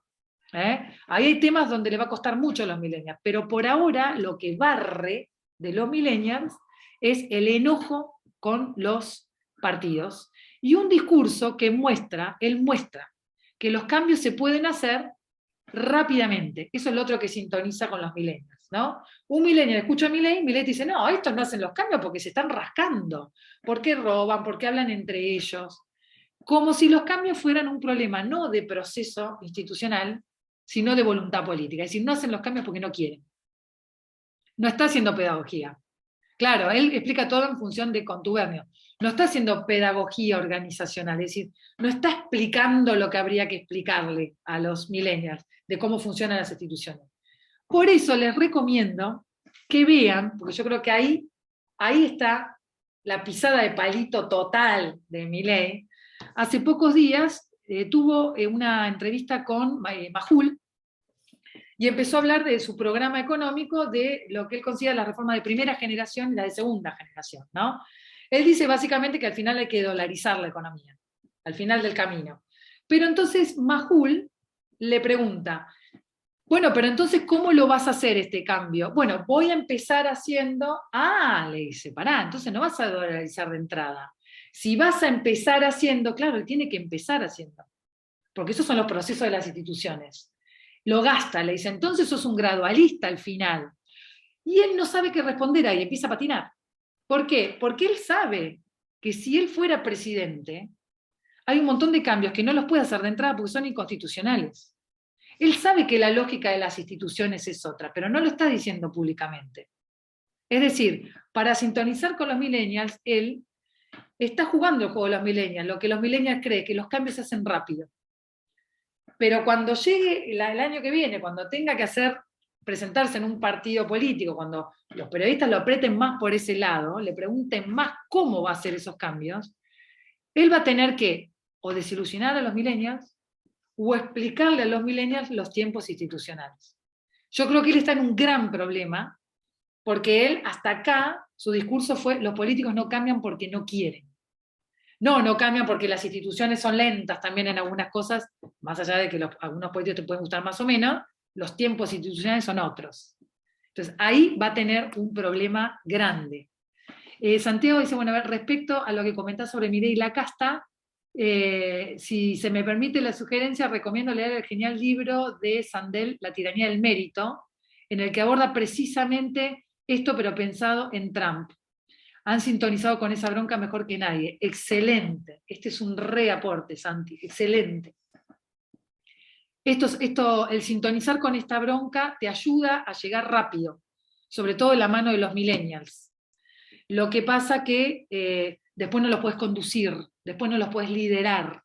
Ahí está el problema. Y eso puede ser una ola. Hoy di clases en una universidad delante de 50 alumnos, más de la mitad votan a Milei. Más de la mitad vota a Milei. Hoy. Me impresionó, ¿no? Eso es una ola que te lleva, vos te parás arriba de los millennials y te lleva hasta el poder. Pero si vos no trabajás el tema de la inmediatez, si no le vas explicando al millennial el tema de los tiempos, esa ola, así como te lleva, se da vuelta y te destroza. te destroza. De hecho, Bukele le pasó eso en El Salvador, y para sostenerse en el poder se tuvo que parar arriba del narcotráfico. Si ustedes miran el proceso del presidente chileno, el presidente chileno, que es millennial, le está explicando a los millennials los procesos de la presidencia. Es como si dijeran, muchachos, no es tan rápido. Esto es la democracia, peor sería vivir en una dictadura, que ya la vivimos y nos fue horrible. Ahí sí que los tiempos son rápidos. Pero si vamos a vivir en democracia, los tiempos son más lentos. Está haciendo pedagogía. Es un caso muy interesante para mirar, ¿sí? Lara, nuestra millennial del grupo, dice, me parece interesante hablando sobre Milei, los millennials, la frustración y eso de lo que venimos hablando, un concepto que descubrí ayer, retrotopía de Bauman. Voy a pasar un video por el grupo que lo explica bien para lo que les interese. Te lo pido por favor, Lara. Porque si vos que sos millennial, este concepto te pareció interesante, yo no lo recuerdo, te pido por favor que nos pases ese video. Necesitamos entender eso. Bueno, a Santi ahí pasó el link a Sandel. Buenísimo. Acá también me lo voy a llevar. Bueno, a ver.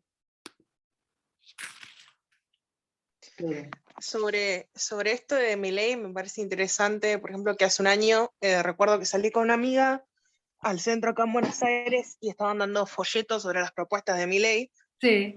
Y me acuerdo que esa amistad, que también es millennial como yo, tiene más o menos la misma edad, se emocionó mucho con las propuestas. Y lo primero que hice cuando miré las propuestas fue decirle que la mitad de esas propuestas eran inconstitucionales, por ejemplo. Claro, la politóloga, bien. Muy bien. Cosa que nadie sabe. Claro. Y justamente creo que eso también es sacar provecho a que hoy en día la gente está desinteresada en la política y cosas como esa no lo sabe. A veces no saben ni la diferencia entre diputados y senadores, ¿no? Pero claro. No se dan cuenta justamente de que les está vendiendo una mentira mucho más grande por ahí que el resto de los políticos. Bueno, este punto es interesante por lo que veíamos antes. Los millennials también valoran el conocimiento. ¿Se acuerdan que vimos esto? Valoran el saber, el conocimiento. Entonces, por ejemplo, si alguien mostrara que lo que está proponiendo es inconstitucional, eso sería una forma de que perdiera protagonismo con los millennials. En las organizaciones de ustedes, todos tienen millennials en sus organizaciones. ¿Notan un poco esto, el tema de que les cuesta sostener, el tema de que se desilusionan rápido? ¿Lo están viendo? ¿Sí? Veo las cabezas, por ejemplo, de Valeria, de Andrea, de Silvia, de Nadia. Sí, por ejemplo, en el tema de la democracia, yo no soy millennial, soy de la generación X. Sí. En el tema de la participación democrática, o sea, siempre me toca ser presidente de mesa, entonces algo que hice como esa parte de la pedagogía, le dije, chicos, vamos todos, o como autoridad de mesa o a fiscalizar, por ningún partido, pero involucrate en lo que es la democracia, ¿no? Y nos costó un montón, pero muchos fueron a fiscalizar sin representar a nada, ¿no? Y se enteraron como de toda la movida que era, incluso el interés en el votar. Hay una cosa así como, no creo en esto, ¿no? Y cuesta mucho, pero es como vos decías, una vez que ellos te ven a vos involucrado y como transparente, decir, mira, en mi mesa votaron así, así, y lo del DNI, todo el proceso. Cuando el millennial lo agarra con todo su ser, digamos. Claro. Pero requiere mucho que vos lo acompañes. Y en cada cosa es como que primero decís, no se apasionan por nada. Pero en lo de las causas, sí. Yo una de mis causas es fuera Monsanto, por ejemplo, ¿no? Claro. Entonces cuando puedo los llevo. Les digo, chicos, vamos a la plaza, hay una movilización en contra de los transgénicos. Pero es darle la charla, explicarles, ser coherente yo también al consumir o no consumir transgénicos. Claro. Este tema. Pero sí, tenemos muchos y también me preocupa y me encantó la clase en cómo va a ser su liderazgo más adelante. Y lo de trabajar en equipo, genial. Y en esto de estudiar, por ejemplo, todo lo googlean. Entonces yo le digo, chicos, les robaron la secundaria porque de historia googlearon todo. Y copiaron y pegaron. Entonces después cuando damos una clase de historia y los cambios históricos de pensamiento y todo, dice, mi profe no me dijo esto. Le digo, la verdad, lo habrás copiado, ¿no? Y ahí también hay como una sobreinformación, pero Claro. desinformación. Bueno, hay un concepto ahí muy interesante que se está trabajando con los millennials y sobre todo con los centennials, los más chicos todavía, que es que lo que se encuentra en Google no es conocimiento. Es decir, si lo puedo encontrar en Google, entonces no es conocimiento. Es información, pero es conocimiento cuando lo puedo masticar, lo puedo trabajar. Es decir, esta cosa de que tenga mucha información no significa que tenga conocimiento. Conocimiento es dar un pasito más, ¿no? Eso es importante también para... De hecho, por ejemplo, un cambio que tenemos, que lo veo a Santiago, un cambio que tenemos que hacer los docentes, es esto de naturalizar que todo el mundo tenga los celulares arriba de la mesa cuando uno da clase, ¿no? Esta cosa de que no tengan celulares, no, ya está, ténganlo y googleen todo lo que quieran, así vamos avanzando más rápido en la clase, si está para eso, ¿no? ¿Vos cómo lo ves? Sabés que yo justo iba a decir algo sobre eso, porque vos comentaste que en esta relación con el conocimiento que tienen los millennials, vos dijiste que si los millennials encontraran información o el momento en que adquieren un conocimiento que les abre la mente, digamos que cuestionarían las posturas que tenían antes. Yo creo que es una visión muy optimista y que en la práctica muy difícilmente se da, y me parece que no se da precisamente por la lógica que tiene la infodemia de la que vos hablaste hace un ratito.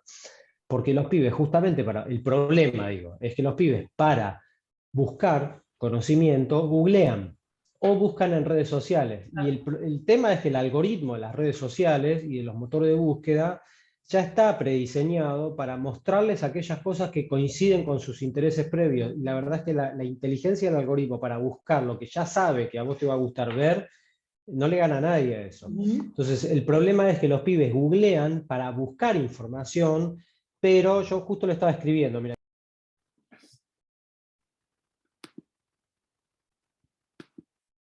Ahí te muteaste. Ahora me silencié, sí, me fui mal el botón. Decía, el problema es que los pibes buscan información, pero al buscar información terminan seleccionando aquellos datos que confirman sus puntos de vista previos.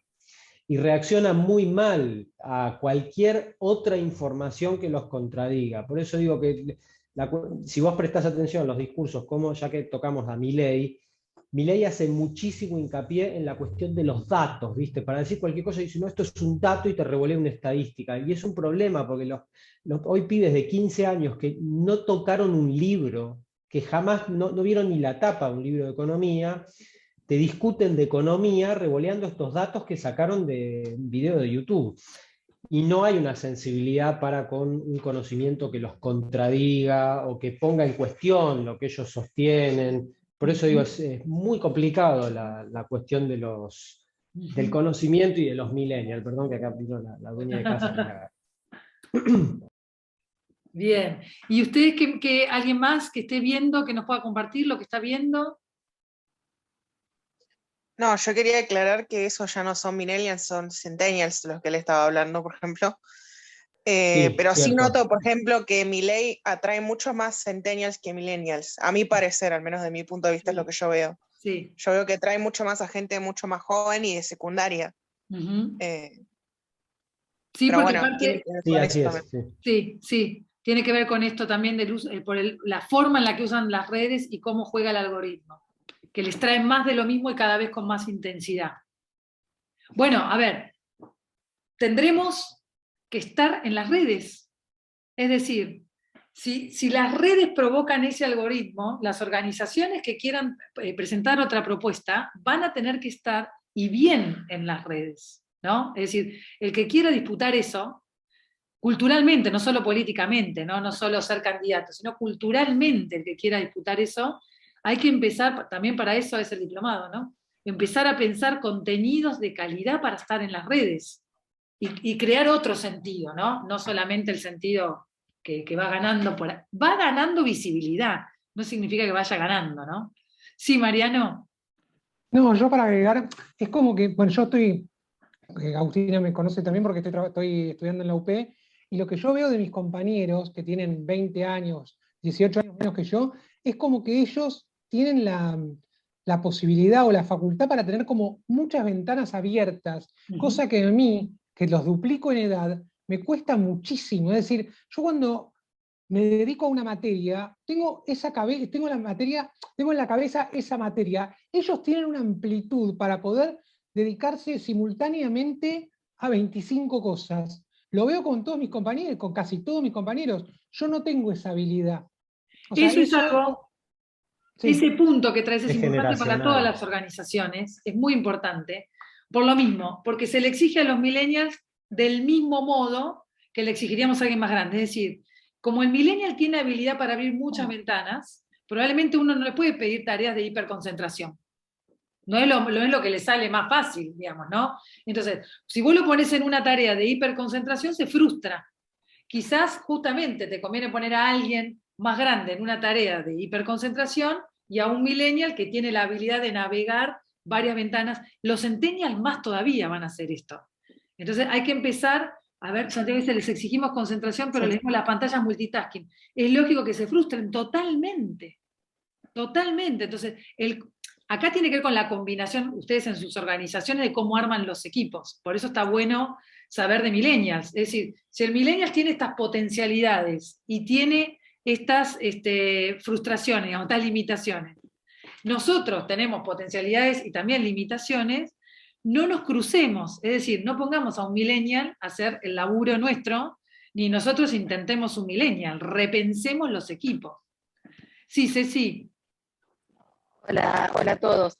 ¿Cómo Un estás? poquito breve, quiero decir, bien, bueno, yo soy escribana y también lo que pasa por ahí, lo que ha pasado en mi colegio, por ejemplo, con el tema de la pandemia, fue la apertura del colegio a las redes, fue algo muy difícil para nosotros por la parte institucional que tenemos, por nuestra formación, nuestro marco que tenemos. Bueno, en un momento, gracias a los millennials, es como que pudimos saltar a la apertura de las redes. Después, en unas jornadas, ahora recientemente se planteó la vulnerabilidad de los escribanos ante la tecnología. Hay una gran cantidad de escribanos que han quedado como fuera del sistema por el tema de que hay inscripciones digitales, certificados digitales. Es como que todo se hace a través de la firma digital y hay escribanos que en la actualidad no tienen firma digital. Ahora se ha puesto para que tengan firma digital la venta de materiales en provincia. Entonces, como que se ajusta un poco también para que todos nos volquemos ahí. Pero la realidad es que hay escribanos que ejercen el notariado muy solitariamente y es como que le cuesta la apertura hasta un técnico, ¿no? Hasta acceder a eso. Y bueno, se ha planteado este tema también del acceso, del ejercicio de la función. Muchos se han jubilado porque por ahí cuesta comprender, ¿no? Pero no, se han negado y mismo ellos dicen que hasta los tutoriales son veloces y que cambian, y terminaron de aprender y se modificó y es tan veloz que no llegan a comprenderlo. Y bueno, uno quizás, porque ya viene chipeado mecánicamente y puede hacerlo, hasta ahora yo hablo, pero quizás no sé el día de mañana. Bueno, y es algo que también, no sé, cuesta también comprender, es como que hay que lograr ese ensamble armonioso para que todos podamos convivir y nadie quede afuera, ni lento, ni rápido. Y bueno, mismo acá yo en mi pueblo, también las inscripciones digitales de testamentos, es como que hay colegas que no lo pueden hacer, porque mismo mi madre que trabaja conmigo, yo me dedico a eso porque ya es como inscripciones de sociedades, o sea, hoy se maneja mucho lo digital, muchísimo, incluso hasta los correos electrónicos del colegio, por ahí recibimos 4 o 5 por día y no pueden la capacidad de lectura, de análisis, pero bueno, es todo un ensamble, porque también son esas generaciones las que dan lectura a, por ejemplo, modificaciones de páginas o informaciones incorrectas, que uno por ahí, por la velocidad, bueno, la tiro, la lanzo, y no, hay ciertos errores, pero bueno, es como intentar ensamblar. Yo hasta a veces dudo, como decía Mariano, mi capacidad de memoria y de retención, porque es tanta la información de una noticia, y quiero escuchar y quiero aprender y prestar atención, y me sobrepasa. Y digo, no lo recuerdo, bueno, en algún momento escaneado quedará en mi cabeza, pero bueno, compartí un poco la experiencia de mi colegio. Cuesta la participación de millennials también, pero bueno, intentamos buscar mecanismos para invitarlos a participar. Así que bueno, esa es mi experiencia personal. Está buenísimo. Gracias. Está buenísimo. Yo repito obsesivamente, los que ya todos me conocen, yo lo repito obsesivamente. Está bastante estudiado por los próximos 25 años, no alcanza ni con el talento solo nuestro, ni con el talento solo de los millennials. Hay una ventana de 25 años. No alcanza con el talento de uno solo. Es decir, por los próximos 25 años tenemos que construir en conjunto. Necesitamos sumar los talentos de los millennials con el resto de las generaciones, porque si no, no hay salida. Miren lo de Bukele en El Salvador, ¿no? Un millennial solo se pega contra la pared. Nosotros sin millennials, digamos, ya estamos desconociendo al 40% de la sociedad. Es decir, no nos queda otra que ensamblarnos. Hay dos formas de ensamblarnos, a la fuerza o ensamblarnos colaborativamente. Yo diseñé y estoy dirigiendo una escuela de liderazgo industrial, ¿no? Para metalúrgicos de la Argentina, para empresarios metalúrgicos industriales metalúrgicos de la Argentina, en ADINRA, que es la asociación de ADINRA. Los industriales tienen exactamente el mismo problema que nosotros en todas las organizaciones. Las industrias que crearon los que ahora tienen 80, y las está administrando el nieto de 25, ¿no? Y hay parálisis de los choques generacionales que están teniendo, justamente porque no se comprende esto de que hay que sumar los talentos. Un chico de 25 no puede jubilar a alguien que inventó una fábrica de cero. ¿Saben el conocimiento de liderazgo que es eso? Haber armado una fábrica de cero, por ejemplo, ¿no? Ahí hay un conocimiento de liderazgo gigantesco, que un millennial no lo tiene. Ahora, desconocer el conocimiento de un millennial, como vimos al principio, ¿no? Por reducirlo a esta cosa de que es frívolo, es banal, es inestable, cuando en realidad tiene un montón de conocimiento, multitasking, y sin ese conocimiento tampoco podemos navegar esta modernidad. Es decir, el desafío en todas las organizaciones es cómo hacemos para hacer esa alquimia, esa combinación. Lo que sí, por eso para mí era importante darles esta clase antes de seguir, porque ahora vamos a seguir viendo un montón de cosas más, pero empezar a pensar ahora, empezar a invertir el tiempo que uno va rumiando, ¿no? Empezar a hacerlo ahora, tranquilo, no vamos a encontrar la solución ahora, pero con las clases que sigamos viendo, empieza a aparecer otro material, porque el desafío de todas las organizaciones es combinar los talentos. Yo empecé hace 5 años obsesivamente con esto. Por eso la clase de millennials se las tenía que dar yo, porque hay estudios sueltos, pero no hay una mirada integral de los millennials para la política de las organizaciones, ¿no? La política partidaria, la política sindical, la política de las organizaciones sociales. No hay. Hay una mirada fragmentada. Entonces, tenemos que empezar a mirar cómo nos combinamos. Cada uno en su lugar, a decir, a ver, esta tarea un millennial la hace mejor que yo, ¿no? Entonces se la voy a dar. Y sé que se va a frustrar de antemano, ¿no? Que a la primera que no le salga, la va a querer abandonar. Se va a frustrar. Bueno, ya sé que tengo que tener paciencia. Ya sé que tiene menos tolerancia a la frustración que yo, por ejemplo, ¿no? Entonces tengo que tener un poquito más de paciencia. No es conmigo cuando se enoja, está enojado con la vida, porque es lógico, nació en la era de la incertidumbre. Entonces, le tengo que dar pequeñas certidumbres, por ejemplo, cosas que sirven muchísimo. Tengo un equipo de millennials, le digo dónde se va a sentar a trabajar, y le armo un escritorio, y le digo que va a ser su escritorio, y que lo arraigo, lo atornillo ahí, le doy una pertenencia y una estabilidad. Esta va a ser tu mesa, vos vas a sentarte acá. A otro, bueno, me siento acá, me siento allá, sí, a un millennial no. Esta va a ser tu mesa, te sentás acá, te pones la plantita, te pones lo que quieras, pero este es tu espacio de trabajo. Este es tu rol, no un rol súper abierto, el que ustedes definan, el que definan con él o con ella. El sentarse y decir, bueno, a ver, ¿te sentís cómodo en este rol? ¿Qué te gustaría hacer? En eso, definir el rol. Sí, vamos, no, porque son las 9:10. Lo vamos a seguir charlando.